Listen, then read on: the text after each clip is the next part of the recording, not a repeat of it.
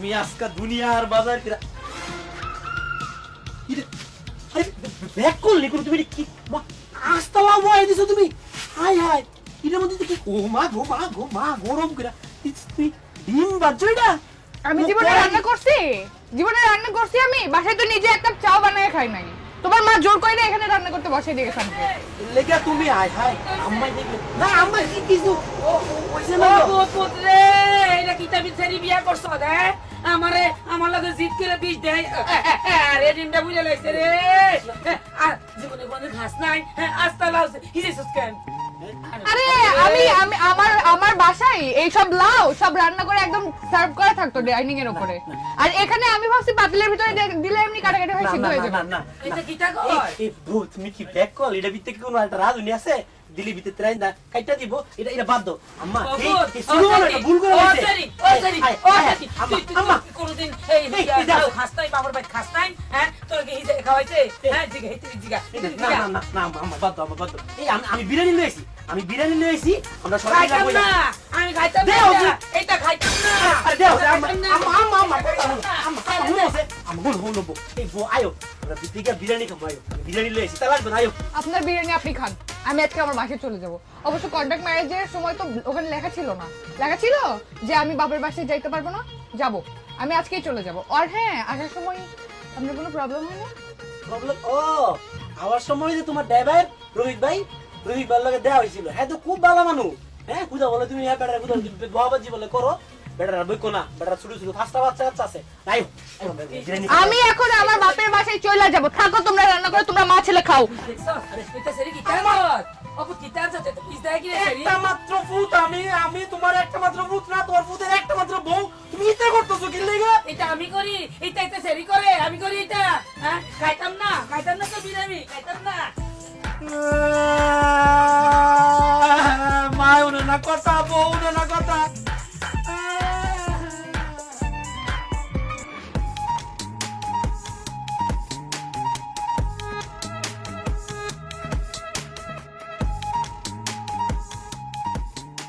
আরে কই যা বুড়ো হ্যালো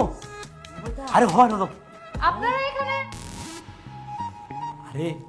আমি তো বুঝছি আব্বার লাগা তোমার মন খারাপ লাগতাছিস না এর লাগা তুমি তাড়াতাড়ি করে আয়া পড়ছো এটা কোনো বিষয় না বউ উফ গড আপনাদের হাত থেকে কি আমার নিস্তার নাই মানে আমি যেখানে আপনারা সেখানে কাঁঠাল আর আঠার মতো লেগে থাকেন কেন আচ্ছা ঠিক আছে আসছেন ওকে আপনাদের জন্য বলে দিতেছি দুপুরে খাবারটা খাবেন তারপর বাসা থেকে বের হয়ে যাবেন দেখো আমার ব্যাককল বোর্ডা কি কয় দাও পইলা বর্তন হৌর বাইতেছি ফিরাউলটা কদিন যদি না থেকে যায় মানুষ খারাপ করতো না তুমি তো আম্মার কীর্তিটা দেখছো না আম্মাই যে কি করছে দাও না আম্মাই খেতা কম্বল বালি সারাটা লই আইছে আম্মাই নিজের তুষক ছাড়া ঘুমাইতে পারে না নিজের বাসন ছাড়া খাইতে পারে না আমি তোমার দেখাইতেছি বিষয়টা কারণ এই যে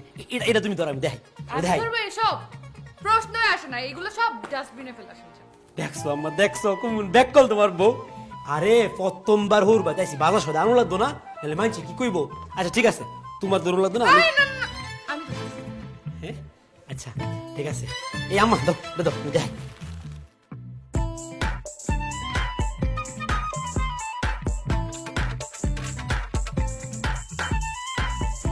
দেখছো এটা কি আনছে আম্মায় এই যে বালিশ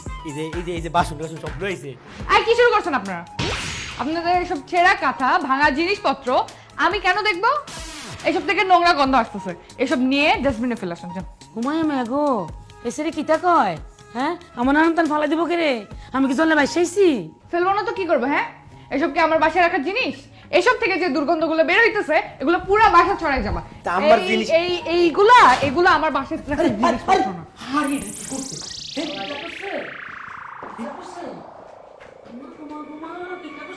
এই দাঁড়া কি হয়েছে তুই এগুলা কি করছিস আমি তো কিছুই বুঝতে পারতেছি না মানে তোর সমস্যাটা কি বাবা তুমি এইসবের মধ্যে ঢুকো না আমার লাইফ তো নষ্ট করছো এখন সেই জঞ্জালগুলো আবার আমার মাথার উপরে এসে বসছে ছি যে বা ছি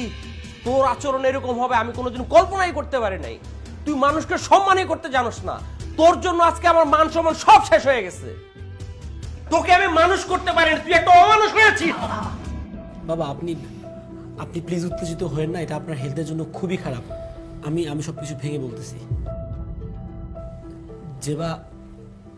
আমি আসলে রিক্সা চালাই না তোমার বাবা আর আমার মা, ওনারা দুজন ছোটবেলা থেকে একদম স্কুল লাইফ থেকে ফ্রেন্ড। কিন্তু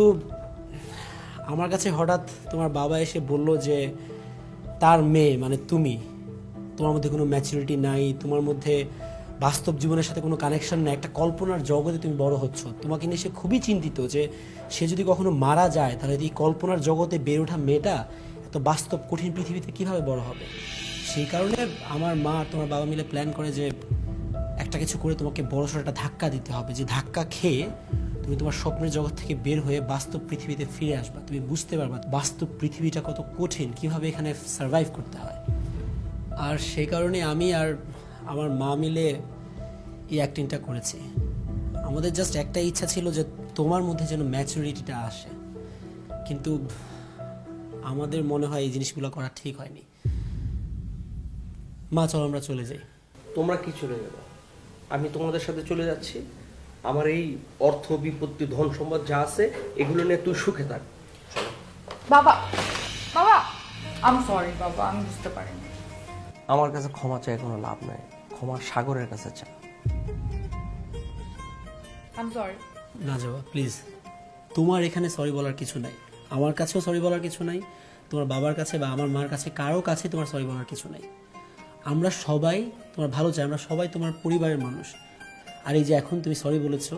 এটাই প্রুফ করে যে ওর মধ্যে রিয়েলাইজেশন এসেছে।